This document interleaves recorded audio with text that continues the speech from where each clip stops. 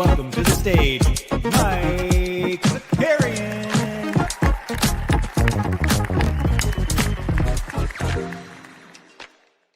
Let's go. What's going on, everybody? Welcome back. The NBA Bit is here. If you're just tuning in on the Twitter, come on over to the YouTubes at the NBA Bit. If you're here for the first time, do me a favor, hit the subscribe.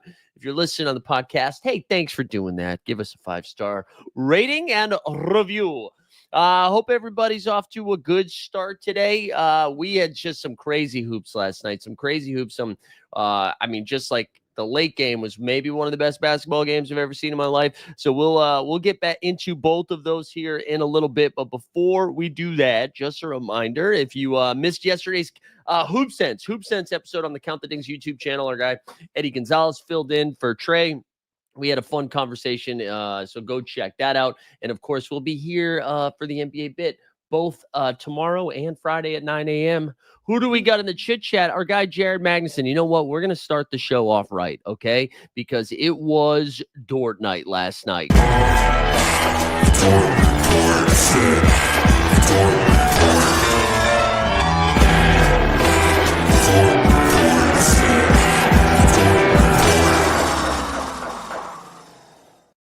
Right, baby. It was Dort night. We also got the common man here. Yeah, happy birthday to Eves, Missy, Zach, Edie, and also Eddie House. All right, Matt Agato here. We got DJP, Jimmy Peacock's up early. Happy National Decency Day. Thank you, Snoop Loop. Stubbs here. Yeah, sorry, Stubbs. We'll have some mental health checks for you. Botavine's up in here. Stark Holmes, after watching the Suns play all season, it's just fun to watch good basketball last night. Shout out Coach Stark. Common man. And then a regulator. Yeah, we are going to have new NBA champs this season. It does feel that way. Let's start right with OKC and Denver. And it did feel like watching that last night that the winner of that game was most likely going to go on and win the championship. And that's no disrespect to Minnesota or to our friends over on the East Coast. It just felt like that was the championship game. OKC ultimately pulls it out there. They take a 3-2 lead. And I just want to say, for all intents and purposes, as a collective, I think we can now put the experience bullshit to rest. Even if Denver comes back and rips off 2 straight W's, okay? OKC down 9 in the fourth quarter against the best player in the world who was having maybe the best game of his career, definitely the best game of his postseason career, went out and just went off. And comes back, gets the W behind, like Lou Dort went nuts for it. After Lou Dort was pretty terrible, knocks down a bunch of threes to start the fourth quarter to eliminate the deficit. Then, man, OKC, I don't know if anybody saw this. OKC did not miss a shot for the last 4 minutes of the game. They finished 7 for 7, I think it was, maybe 8 for 8. Did not miss a shot the rest of the entire game. It was crazy. So let's put the experience stuff to rest. OKC is legit. They were proving last night that the regular season is not a joke, that they were the team that they were this entire postseason. And J-Dub, everybody who had the same conversation, well, who's their second scorer? Who's going to be the guy that shows up when it matters the most? The Nuggets are down 3 points, and I'm sure everybody has seen this highlight.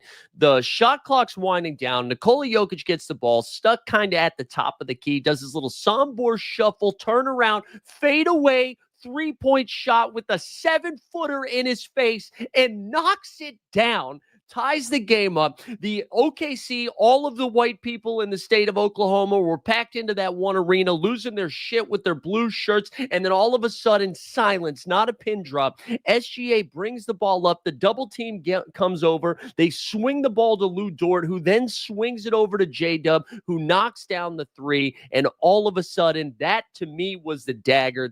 Because for Denver to steal that momentum in that moment, and then to just immediately lose it was crazy. Let's look at some of the stats. Also, Patty Coyne, member for 43 months, been grifting. There we go. Thank you, baby. Thank you. The Westbrook reports were not good either. I mean, that was the biggest load of bullshit. And then we'll get back to OKC. The Westbrook stuff. I'm glad Aaron Gordon said something. If you haven't seen anything, that like the reporting by Ramona Shelburne was really sus, I thought. If you had heard that, if you had heard those reports, why didn't that come out 2 days earlier? It was after game 2. We're now at the beginning of game 5, and you drop that little nugget right before. It reminds me of the Clippers thing. Like she had that breaking story, and not just her, it's all of ESPN, but that big breaking story about Donald Sterling, right? And then that turns into a podcast, which then turns into a Hulu show that was more of a soap opera. And like lost in all of that was the source was also pretty problematic, right? Like Donald Sterling's wife, for whatever reason, gets a pretty super big pass in that all of that reporting, which I'm sorry, also needs to be held a little bit of accountable. So I don't love the reporting there. But anyways, yeah, the reporting was just that. An anonymous source on the team says Russ is pretty immature. Was that Bones Highland? Was that a Bones Highland comment? Anyways, let's go look at some of these stats because this was incredible. This was an incredible game. We had mentioned on our Hoop Sense episode that we had still yet to see the big-time SGA and the big-time Jokic game of this series, and we got it last night. So let's do SGA first because he was on the winning team. Only get to the line six times, knocked all of them down. So all of the reporting about him being a grifter, he passed the test. He only got there 6 times. 31 points, 7 dimes, and 6 boards. Also had 2 blocks and 2 steals in this game, 5 turnovers. He was a +8 out there.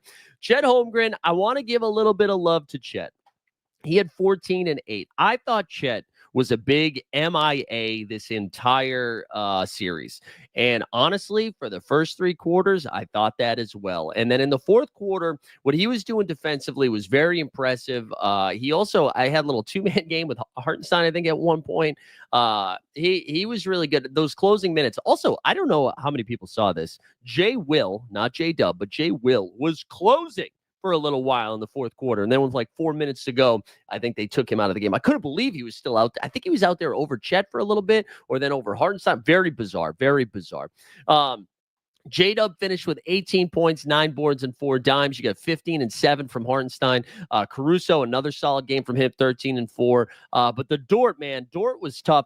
Dort was taking 3-pointers like he thought he was Ray Allen. Like it was a brick, got it back, put it right back up. These rainbow triples just skying over everybody else.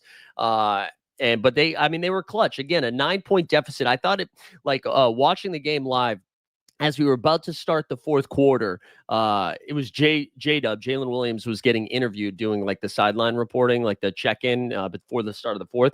And I thought it was just fascinating because they were down 9 and I wouldn't say he looked shook, but it was an interesting interview. I go back and watch it. And so when I saw that, I was like, man, OKC might be in trouble here. And then for him to hit that big 3 as time was going down was so important. Todd says OKC's defense is relentless. Nuggets can't do nothing. Yeah, let's talk about Denver here now on this side of things. So Jokic was insane. 5 for 7 from 3. 5 for 7 from 3. He only missed 8 shots out of his 25. He went 17 for 25, had 44 points, 15 boards, 5 dimes. He had 2 steals, only 2 turnovers. But, man, the rest of the team was kind of rough. I thought Jamal Murray had a pretty solid game. I know it was 10 for 27 shooting, but I kind of liked what I saw from Jamal for most of that game. He had 28 and 4. He had a big third quarter that helped build that lead for him. Aaron Gordon had 13 and 5. MPJ, man, 29 minutes, 2 points. Christian Brown had 8 and 7 in his 43 minutes. But here's the thing. Michael Porter Jr. was getting smoked on social media last night. And I wouldn't say bonehead plays, but there were a couple of times where he was run off his shot, maybe a little.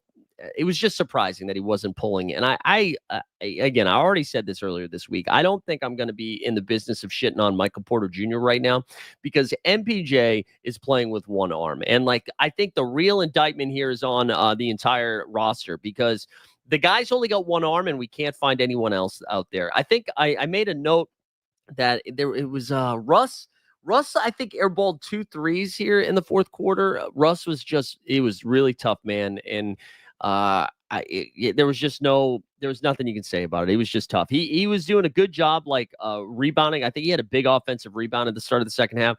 I think it was the start of the fourth quarter or late third. He finished the game with 4 and 4, but he 1 for 7 from the field, 0 for 3 from 3. And there was a big just a couple of big misses from him, and nobody else could get anything going. I mean, even Aaron Gordon, like he had 13, but only 1 for 5 from three. MPJ, we mentioned, 0 for 5 from three. Brown couldn't get going. It was just a tough shooting night, right? They finished 13 for 46 from three at 28%. OKC, on the other hand, they went 12 for 20.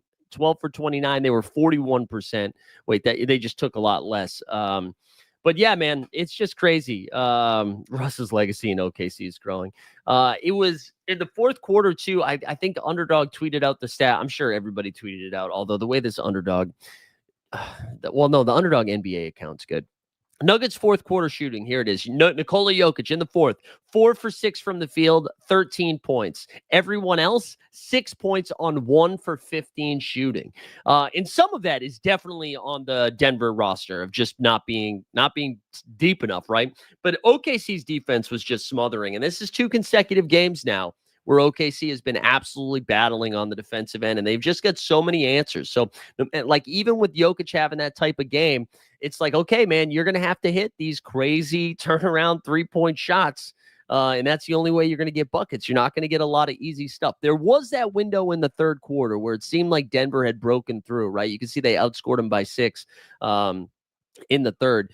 And it seemed like they had figured it out a little bit, and then OKC just rallied. They just rallied. And that's the second time we've seen this now. In game 4, a similar thing. Denver comes out, hits him in the mouth in the third quarter. And in game 4, it was Cason Wallace who was knocking down some threes to eliminate the lead. And then in crunch time, they just executed more efficiently and effectively than the Nuggets did. And then you saw it again last night, except it was a different defensive guard for the Thunder who knocked down threes in Lou Dort. So it was just, I don't know. It was a great game. I think this is the best series we've seen in a long time. Right now, I think these are the 2 best teams in the league. And I'm not trying to take anything away from OKC. OKC deserves all the credit. They won so many damn games, right? They have been just awesome from start to finish. And this almost feels like the Russillo meme where I came away more impressed with Denver. I like the fact that Denver is even fighting in this right now is nuts. I know they have the best player in the world, but they fired their coach 3 games before the playoffs started. They just went through a 7-game series with the Clippers, and then your reward is to turn around a day later and play the best team in the league in this knockdown dragout. And Denver is fighting, man. Outside of game 2, where they got absolutely smoked, but it was after winning game 1, absolutely smoked. They have just been in every single game. They win an overtime game in game 3.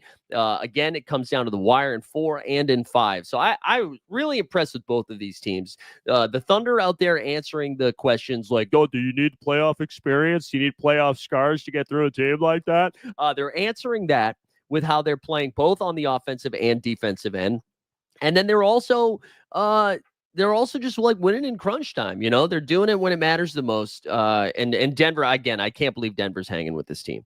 I thought Denver would steal a game. Really, I mean, I guess 2. Maybe if it is Thunder in 6, that's what it's supposed to be. But again, the Thunder shooting, you take out Jokic, man. You take out Jokic, and these numbers are just so gross. You got 1 for 7 from the field, 10 for 27, 3 for 12. The bench hit 3 shots total. Watson 1 for 4 in 15 minutes. Russ 1 for 7, and Julius Strother only took 2 shots, 1 for 2. Knocked down a triple. But OKC now, one win away. My guess is this goes 7, though. I like the way Denver is playing.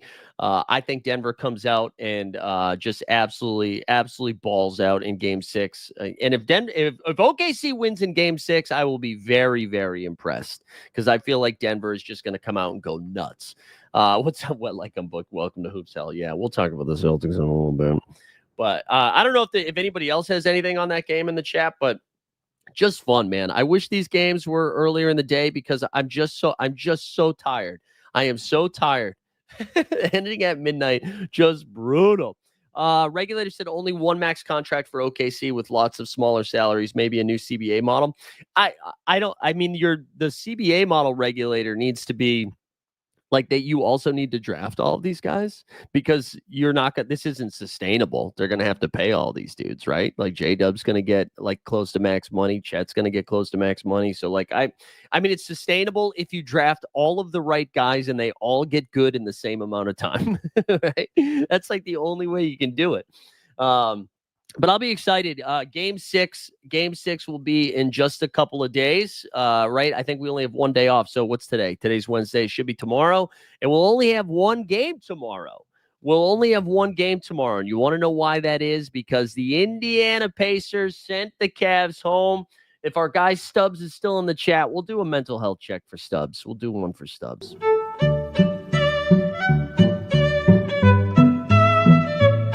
We can't go down this road. We can't talk about like how you need to have had sex in order to have responsibility. I just think it changes you, you know? I think it changes you. Cleveland goes down bad. You want to talk about the CBA, man? Cleveland is going to be in I will say Celtics hell because they're both going to be in a similar spot here this offseason, although everybody's Achilles is intact for Cleveland. Indiana wins this one 114-105. Tyrese Haliburton, man. Haliburton in that second quarter. So you guys know Tuesday nights we host trivia. So I'm out at this bar, got the game on, and I'm not like super locked in because I'm working, but I'm like, yeah, I'm checking in. And Cleveland comes out, and I'm like, okay, this is how, like, you're down 3-1. You're probably not going to win 3 in a row, right? But I appreciated the fight, especially after what we saw in game 4, where they just let go of the rope and were like, we're done with this shit. We're going to go down 40 in a playoff game, a second round playoff game. They came out and they were just battling, right? They were battling.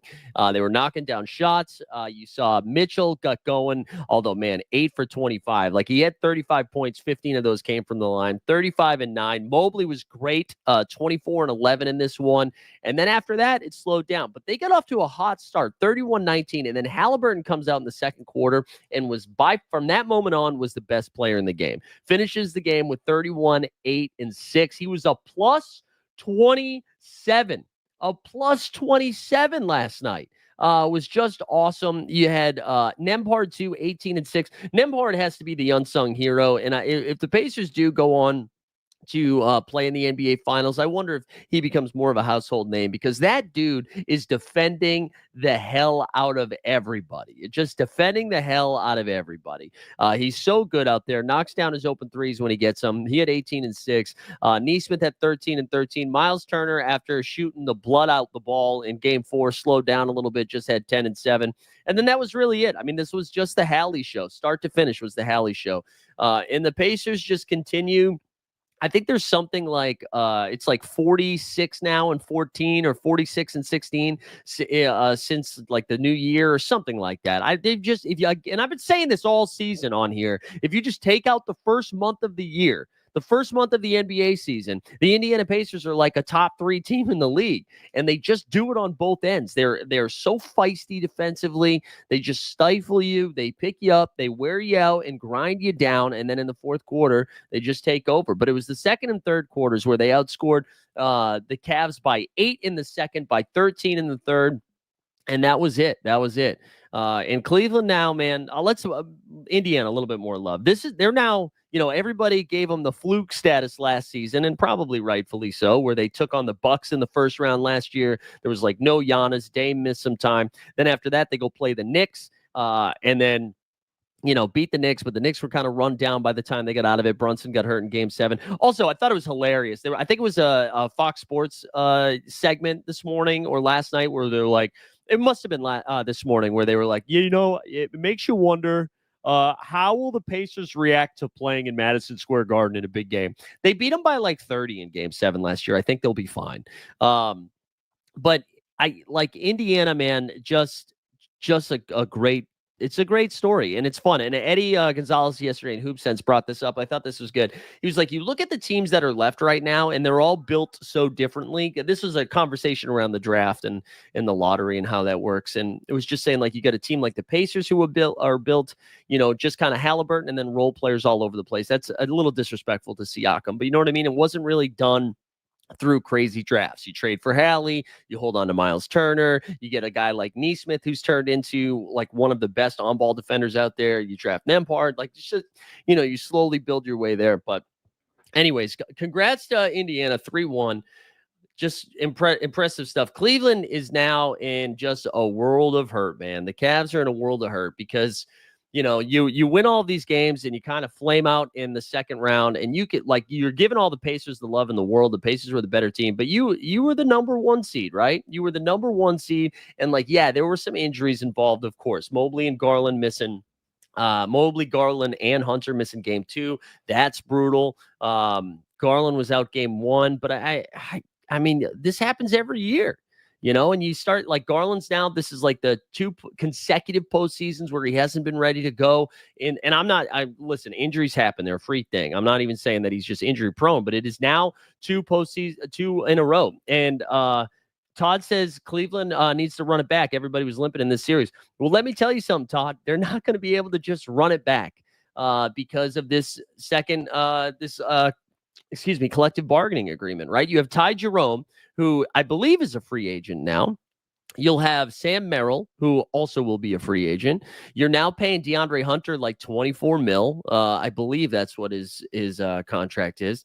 And that all becomes even more expensive because you're going to be in the second apron. So they have some really tough decisions. They are either going to lose their bench, they're going to lose a lot of their depth, or they're going to have to make a bigger move. And this is one of like the messed up things about the CBA is that like Evan Mobley wins Defensive Player of the Year, and that fucks their team over, right? Because they got the incentive of winning an award. Now all of a sudden he's making $8 million more than he normally would have. But when you consider the second apron and the tax that's involved, 8 turns into like 24. And now you're in salary cap hell. And I don't think they're going to go full blow it up mode, but we're going to talk about Boston here in a second. I do think they're in a similar situation here where they have to decide, like, are we going to just try to find the next Ty Jerome, the next Sam Merrill, like, because those guys are on just nothing contracts, right? So are they going to try to find something like that, or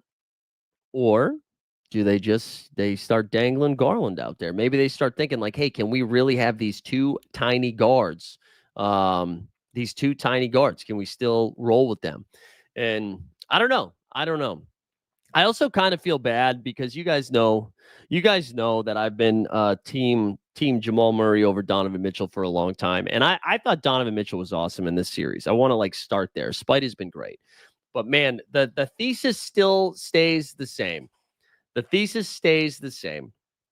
And that's, if you want somebody to score 30 points in a playoff loss, Spite is your guy, man. And that happened every single game besides game 4 this series, right? I think they won game 3, but and part of it is because his team wasn't showing up, so he's required to do so much more, but it wears him down by the time you get later into this series. Like, you could see it. I mean, he got hurt in game 4, and then in game 5 was just like ran out of gas, man. They ran out of gas. And this is now, and again, listen, I'm just doing this to make the take. So take this with a grain of salt. This is the second time he's led a number 1 seeded team to a second round exit, right? He did this with Utah. They were the best team in the West. They got bounced in the second round. And I think that was to the Clippers, who were without Kawhi Leonard for game 6 and game 7. Remember when Terrence Mann hit like a bunch of corner threes? So there's that one. They were up 3-2 and then dropped 2 games in a row. And now Cleveland being a number 1 seed, a dominant team, an absolute wagon throughout the regular season. And then here you are again. So I don't know what they're going to do. I don't know what Cleveland does next year. I think if they could financially, I would just run it back. I kind of agree with the initial take. I think you do try to run it back, but just because you were so talented, it does feel like you're a little unlucky. And we have to say, and I guess maybe this is a good pivot to talk about the Celtics a little bit. I mean, the East is just going to be dog doo next season, right? The East is going to be so bad. I saw our guy Trey Kirby, who was out there in the No Dunk streets talking yesterday about how maybe Giannis just stays with Milwaukee because of how bad the East is going to be, right? But you look around and the bottom of the East just got worse because of the draft. I mean, maybe the Sixers come back, but Paul George also said he's coming back to podcasting. So I don't even know. I mean, I don't know. PG back in the podcast booth. Does that hurt or help his game? To be TBD, to be determined. But they do get an early pick too, so that's exciting. But man, you look at all those teams, like the Celtics are going to take a step back. My guess, because of Cleveland's roster construction, I don't know if you can rip off 64 W's again in a season, right? So they might take a step back. The Knicks will still probably be around. The Pistons will get a little bit better. The Pacers are still in great shape. And then I don't know, the Bucks, if they keep Giannis, are still going to be good, right? But then after that, it really falls off. And so I guess, like, yeah, we can get to the Tatum conversation now. So it was confirmed yesterday. Really weird. They decided to wait till after surgery to announce that it happened. But because we were expecting a tweet to hit pretty hard in the morning, right? That he had torn his Achilles, and it didn't come out until the surgery was completed. And then, man, the Twitter doctors popped a couple of blue chews and were rock hard out there. They were like, oh, the good news is this was a successful surgery. There were no complications, which means maybe he could actually be better in 4 months, which is like crazy. He's got a torn Achilles. He's not going to be back in 4 fucking months. And then people were starting to say 6 to 9 months. Nice. But I still don't even think he's going to be back in 6 months, because the Celtics now are at a crossroads. Shut up, Bone Thugs and Harmony, I think, that they have to decide like how they want to approach next season. And there were already rumors and rumblings that everybody has already talked about ad nauseum that one of or both Drew and Porzingis were going to be Gonzo. And if that happened, you also are looking at potentially Sam Hauser on his way out, Al Horford, close to being in my 40-plus league. He might just say, I'm all done, even though he kind of hinted during the March Madness run that he was coming back next season, but we'll have to wait and see. So, like, you know, this team is going to look very different. And then there's all these conversations around Jaylen Brown and, like, I don't know. So I don't know how ownership is going to take it on. I don't know what they're going to do. I don't know if they decide to like really tear it down to the studs, try to treat this like the Golden State Warriors in the draft, where Ant-Man went 1, Wiseman went 2, LaMelo went 3, right? Where, like, I think Clay was already out for the season, and then Steph, I don't know if it was a wrist injury or a hand. I forget what the injury was that like sidelined him for most of the season, right? And then Golden State falls down in the lottery. They get the 2 pick. And then they also got another pick, I think, because of the Andrew Wiggins trade with D'Lo, maybe. But anyways, right, they fall all the way down and then like are instantly right back in the mix. I think the Celtics are probably too talented, even with the guys that they have left, and with the East being such assy poo-poo, that I think the Celtics aren't going to go like full tank mode. It does feel like Peyton Pritchard, first team All NBA season coming. Like it could be that. Or Brad Stevens could just try to wheel and deal his way into still making this team like a 6 seed or 5 seed or something. And then all of a sudden, you know, maybe it is closer to the 6-month run and Tatum's actually back. I don't know. I don't know how they're going to handle it. I don't know how ownership's going to handle it. The Celtics do have their next first round pick this season and next season, or like this coming draft and the next draft. And then I think after that they don't have their first. So we'll have to wait and see. Yeah, Dan, what's up, D Rose? He's saying do a David Robinson. Yeah, I don't know how they're going to handle it. It is a real bummer. It is like a pretty disappointing. Regulator saying Boston's still a top 3 seed. Regulator, do you think without Sam Hauser, Jason Tatum, and then one of Drew Holiday or Kristaps Porzingis, there's still a top 3 seed? That's given Joey Maz a ton of credit. There. Because they are going to be without, like, win or lose, they were going to be without one of Drew or KP. I don't think they're a top 3 seed. I think they're more like the Miami Heat, you know, probably somewhere between 6 and 8. That would be my guess. Because I do think if the Pacers, Cavs, if Giannis stays in Milwaukee, if Giannis bounces out of Milwaukee, that completely changes the Bucks. And assuming Giannis goes to the West, because it seems like more of the teams in the West have the assets to make a deal for Giannis happen. And I really, you know, shout out Trey, because I thought that was a really good take. I wonder if Milwaukee like looks around, they're like, why don't we just be a 4 seed? Why don't we just be a 4 seed in the East and see what happens? Yeah, regular. After the roster is set, I'm definitely down to have a little convo about that. I think that's fun. I think that would be a fun thing to do. But yeah, I don't know. So game 5 is tonight. Celtics, good news, baby. Sure, Tatum's out, but they got Sammy Hauser. Sammy Hauser is going to make his return, probable tonight. I just kind of hope they, take the horse out back. That's how I feel. I don't think I want to watch a game 6. You know what I mean? I'll watch game 5. I hope they fight. I hope they battle. The Celtics are favored by 4.5, which I thought was really fascinating. So I don't know if Scott Foster is out doing some yoga and stretching out before taking on this game tonight, but I don't see the 4.5 point spread. You got Jaylen Brown playing on one leg. You got Kristaps Porzingis playing on one lung. What are we talking about here? How are they favored by 4.5? Is Mark Wahlberg and Donnie going to get out there, run a little 2-man brotherly game? I don't know. I don't like it. Snoop Aloop, boots on the ground in cheese country, said, I actually listened to a Bucks pod by the Milwaukee News, and this is the best financial situation the Bucks have been in 5 years when they won the ship. Yeah, but they don't have. Yeah, but you can't do anything. You're paying a guy that's not going to be able to play. Like maybe he'll make some money. Maybe congrats to the ownership team. They're going to make a little bit of money. Yeah, I don't know. I wouldn't say that. You know what I'm saying? I wouldn't say that. But I don't know. We'll see. We'll see. Regulator said, I thought Boston's lack of size would hurt them against the Cavs, not the Knicks. Yeah, I mean, well, you think about this heading into tonight's game. Another reason why I can't figure out why they're favored. Tatum was like one of the best rebounding, I forget what the stat is. He's either the best rebounder in the playoffs so far or top 3, something like that. And you take that away from a team that's already been losing the rebound game, right? And Al Horford, again, almost my age, is playing on just 1 day rest. And it's been proven that he's much better on 2 days rest. You got Porzingis again, who's not out there rebounding at all. So I don't even know who is going to rebound. Who's going to rebound for this team? So again, I think the Knicks probably close it out tonight, and I think Minnesota closes it out tonight, and then we'll be down to one more game, which will be tomorrow night, OKC Denver, which will be a lot of fun. I can't believe this is only a 32-minute episode. I thought this was going to be closer to an hour. What else? What do we need to do here? What else do we need to get into? Did I miss any other headlines yesterday? I think the biggest dominoes to fall here as we get closer to the draft is what is Houston going to do and what is San Antonio going to do? I think those are the two most interesting teams to check in on. Because Houston clearly could make some moves. There were some rumblings that they actually feel pretty good with their squad and they're just going to run it back.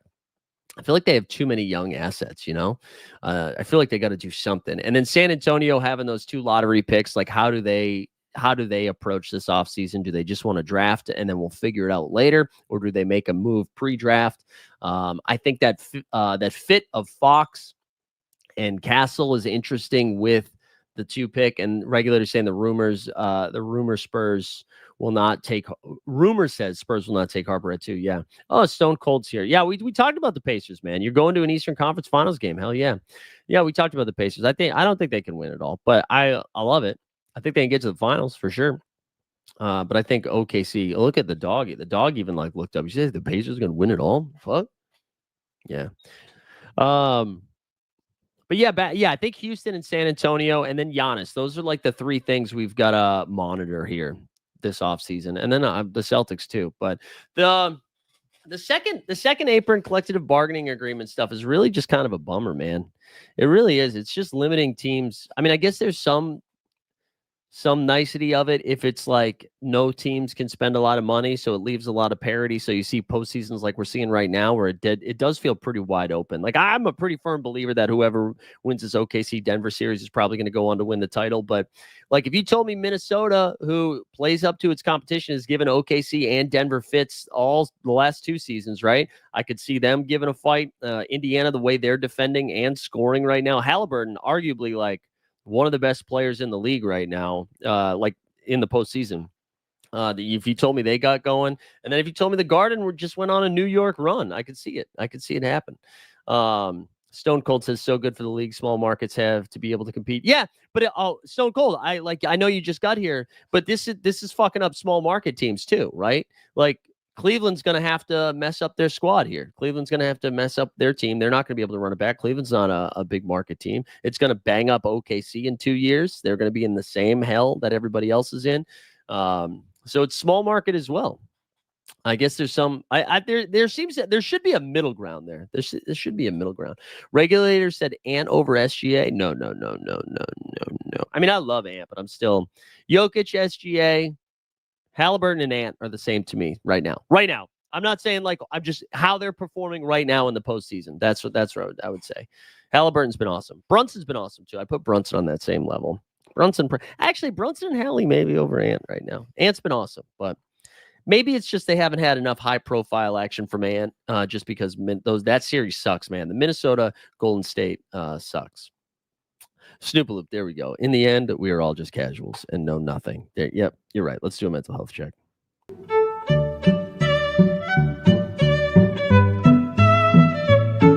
I'm sorry this didn't come with a hand job. I just don't think it's included in the airdrops. That's stylistically, that's tough to include that in an airdrop. DJP says, what do we do with the people who said Hallie is overrated if Hallie wins MVP? You mean finals MVP? I mean, it was so 94 people, I think, were asked that question, or 96 NBA players were interviewed in that poll. So it just means 14 NBA players said that he was overrated. I don't know. Maybe they were dumb. Maybe, let's see, who's a dumb NBA player? I was going to say Brandon Jennings or like, he's not in the NBA anymore, but you know what I'm saying? Like, it's 14 dudes. It could have been anybody, man. Luke Cornett could have been voting. You know what I'm saying? Yeah, I thought it was worse. No, it was like 94 people. Yeah, MPJ. There we go. MPJ. Well, that was the right answer. I'm mad I didn't get there myself. We're the Porters. We share the crowd of up and down performers, throwing things in buzzer beater corners. And one of us is playing for the Warriors. We're juniors and we're the Porters. Yeah, Draymond could have had a vote. That's true. Jaylen Brown, maybe not because he's dumb, but because he's jealous of him making an Olympic team. Oh, look at us making the same joke. That's good. Yeah, I don't know. Maybe we call it there. You guys have anything else? I'm gonna say Knicks close out tonight, and I'm gonna say Minnesota closes out tonight. I had a fun night on little like FanDuel Sportsbook. I was talking to our guy Maggie Carp. It's gonna be Magi. I keep saying Magi. I was telling him like yesterday when I saw those lines that like OKC was favored by 10.5, and I think Cavs were favored by 6.5 or 4.5, something like that. I bet the Pacers money line, and I bet the Pacers against the spread. And then I bet the Denver money line in Denver against the spread. So 3 for 4 on those. I thought those lines were crazy. That's why like Celtics being favored tonight. I don't understand. Oh, regulator looking for an old man hoops update. Yeah, we played 2 nights ago, and it was a 9:15 game, which sucked. But that's one of the reasons that I didn't have to watch. I didn't have to watch Tatum get hurt, which was kind of nice. We have improved to, I believe, 6-0. Is that where we're at right now? Sorry, I'm pulling up the standings on my end. We won 70-33. 70-33. We are 6-0. Me personally didn't have like the best of games. We knocked down, I think, 3 threes. But it was pretty annoying because the ref was really weird, man. And I don't even mean weird like. So a guy on our team hits a shot, right? He hits a layup and the ball like kind of hits him off the chest as it comes through the net, like comes through, hits him, grabs the ball, throws it to the other team, not like aggressively, just like drops it to him so they could like inbound the ball. And then the ref said something, but it wasn't very clear. Like nobody heard it. It's a loud gym. And then like next possession, same thing happens. And then he calls a delay a game warning on him. Or no, not a warning. He just calls a delay a game. So then the guy gets to shoot free throws. And then he was asking a question. He's like, oh, why was it delay a game? He's like, oh, I just said something to you. And the guy was like, what? And then he teed him up. So they got 4 consecutive free throws. And it was just really weird. It was a really weird start to the game. And then the ref was like, he just started yelling, like, don't fucking talk to me. It was so bizarre. So the guy on my team got really upset. But he's not upset in a way that he wanted to fight or anything. But like there was like a timeout, and he like pulled everybody over, and he's like, I want to win this game by 50. And then he proceeded to hit 9 threes in the game. 9 threes. So anyways, it was nuts. We improved to 6-0. We've got one next week, I think, is a really tough game for us. It's another team that's like 4-1, I think. Yeah, and then we got an easy game for the last one. And then it's playoffs, baby. And then it's playoffs. You parlayed the Pacers money line with the Nugget spread. There you go, Maddie Harrison. There you go. Wait, sorry, I got a call. Ordered my first kid's little car. Oh, my kid's first little car. There's sick John Deere. There you go. That's fun. That's a fun gift. He's gonna love that. He's gonna love that, Stone Cold. But yeah, that's the old man hoops update. I got to tell you though, my lower back is a nightmare right now. It is a nightmare, and that I'm not thrilled with how it's going. We're doing a lot of icy hot sticks or biofreeze, whatever it's called, before the games start. And I got to get there like 40 minutes early just to stretch the damn thing out, and then it feels fine when I'm running around. But God, the next day it's just been brutal. And the shot wasn't falling great, although it did have a funny moment. I actually clipped this and put this on Instagram. I don't know if I can actually, let me see. I don't know if you guys care about this, but I thought this was really funny. So the team was mad that we were shooting the ball well. Our dude was hitting 9 threes. Let me see if I can upload something here, because there was a really funny moment. I really, really hate when they close out on defense and just scream. All right. I don't like when they do that. I think that's annoying. Just play better defense. You know what I'm saying? Just play better defense. You don't have to scream. Don't do that. Don't do that. Just close out, bro. Close out. So anyways, that happened. And then they were doing it a lot, and it was really pissing me off. And let me just see if this works quickly before I share screen. Come on, let me see it. Let me see if it works. All right, here we go. All right, let me see if I can share this screen. So this guy keeps closing out. And again, I can't help but be annoying. And I don't want to do it. I don't want to do it, but I can't help it. It's just like, it just happens. So here we go. This is, luckily this was clipped here by our guy, Gene. Ready? Here we go. So just make sure your volume's turned up here. Let's get turned up. Here we go. You're already seeing what's about to happen. Hold on. Can you see this on your screen? Yeah. Okay. You can see it. All right. Here we go. We'll watch it twice. All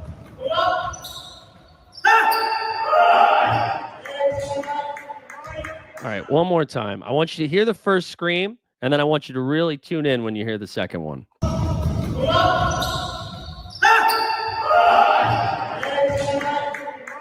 Just like, what am I doing? You know what I mean? What am I doing? Why am I screaming back? But actually, you know what? Let's hear it one more time. I want you to see where the ball is when you hear the second scream. When I scream back, I want you to see where the ball is.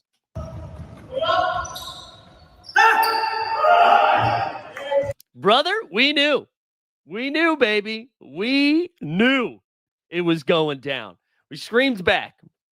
We knew it was going down. I wish I hit more threes, though, so that would feel a little bit cooler. But instead, I feel like I shot, 3 for 9 or something. It wasn't my best.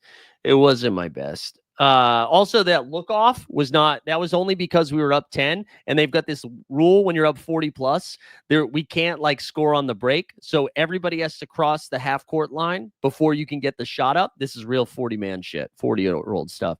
And so I had to wait to check to see if the last guy got across half court, and then we ripped it. But yeah, I'm not super proud of it. I wish I didn't scream back. I wish I could push that part of my machismo, if you will, down, but I can't contain it. I always feel bad after. And then somebody got mad at me because they thought I was foul baiting, because I'm just 5'7", 140 pounds, dude. If you're a big dude and you hit me, I'm gonna fucking get knocked over. I'm gonna get moved.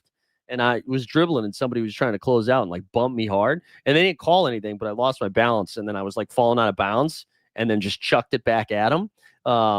I chucked it back at him, and it hit him and went out of bounds. And then he was like, "Dude, grow the fuck up, dude." I'm like, come on, man. Your favorite player is Jalen Brunson. Chill. All right. Did they quit yelling? Yeah, they did quit yelling after that. But then it was getting, but then I do kind of feel bad too. Stone Cold, shut the fuck up, dude. What are you doing? What are you doing? You've been here enjoy your Pacers win without being a dickhead. And then, yeah, they stopped yelling after that, but then we started doing around the back stuff, and that's not fun. You shouldn't be doing that. We shouldn't be doing the around the back stuff. I know you're just kidding, but I know you're just kidding, but you got to be better at just kidding. You know what I'm saying? You got to do better jokes. Bit tomorrow. Yeah, we NBA bit every day, baby. We'll have it tomorrow and Friday. And then I think tomorrow we might have some 89 Cavs as well. I also got to fire up some fantasy content. We've been slacking on that side, so we'll have something. I think we're gonna look ahead. I think we're gonna look ahead in an evergreen video in a day or two. So stay tuned for that. But let's call it there. We'll be back tomorrow at 9. I don't think we have anything else today, right? Go check out Hoop Sense if you missed out the Hoopy Sense. I got to try to get this dog out for a walk. He's old. He's getting old, baby. He's getting old. All right, let's close with this. DJP says going to a game this afternoon. My hometown is playing a final to go into the ABA League, Best Balkan League. That's sick. Shout out to Balkans, baby. Yeah, we do need WNBA. Man, the Liberty have been emailing me like fucking twice a day for these, like, oh, you want to see a private tour of the Barclays Center for $4,000? No, I don't. But I am excited for the Liberty. All right, we'll see you tomorrow. We out skis.